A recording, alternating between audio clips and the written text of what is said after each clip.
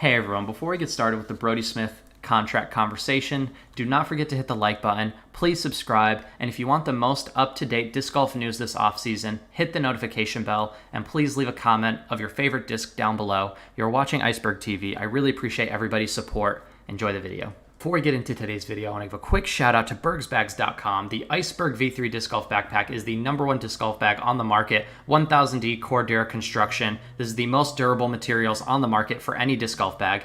There's amazing side pockets for great storage for your phone, your keys, your snacks, your grip sack, your towels, all that stuff. You can fit 40 plus discs in here, massive putter pouch on top so you can fit 5 or 6 putters in the top. This bag has everything you could possibly need to have you ready on the course for casual rounds or competitive rounds. Not only that, this bag also is cart compatible, so you can chuck this bag on your cart, and this is the best option for disc golf bags on the market right now for the best price.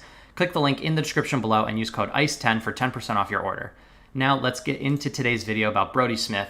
So Brodie Smith had a very good season this year. He is slowly climbing the ranks, and he has achieved a top 30 rank on the US Tour, so he's looking very good. He went over to the Battle for Bedford and took second place at one of his home courses in Virginia, and he was taken down by someone that I've played against personally, who's a very good player, Randon Lutta, so that was cool to see him come out and win that.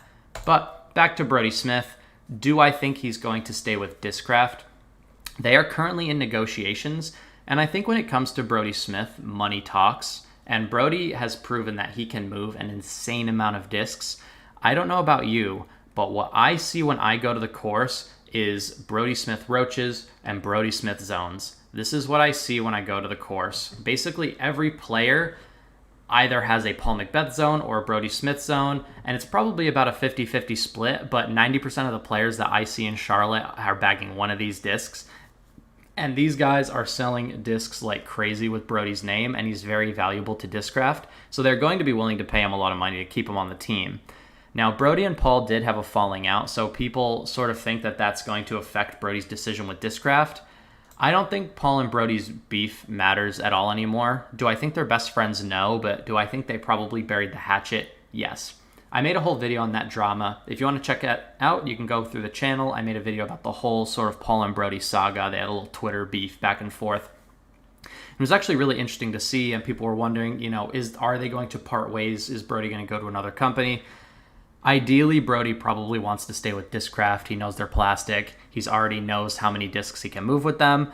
The proof is in the pudding. Brodie Smith's name sells discs, and not only that, he's becoming a very good player as well. He probably wants to get bumped up to the elite team. He is currently on the next level down, the tour team. So he's on this tour team here. He probably wants to try and get, up on the elite team, get an elite team contract, but then keep his royalties is probably what he's trying to do. But I mean, like I said, Brodie Smith is making a astronomical amount of money on these 2 discs alone, let alone all the other dark horse stuff he is selling. They are moving plastic with Brodie Smith's name. And do I think he's going to stay with Discraft?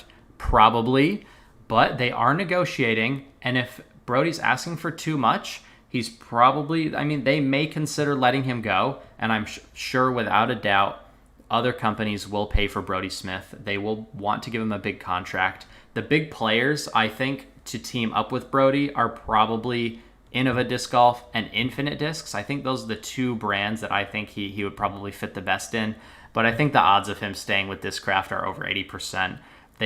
Brodie's been, doing disc stuff with Discraft since back when he was playing Ultimate. He had the OG Dark Horse Buzzes. He's been throwing the Ultra Stars. He's had a relationship with them for an extremely long time, and I don't see him severing that relationship for any reason other than someone else is offering just a ridiculous amount more money, and I just don't really see that happening. I think Discraft tends to take care of their biggest names and their biggest players, and they're going to do what it takes to keep Brodie. But I would love to hear your comments in the comment section down below. Hit the like button. Do not forget to subscribe. You're watching Iceberg TV, and take care.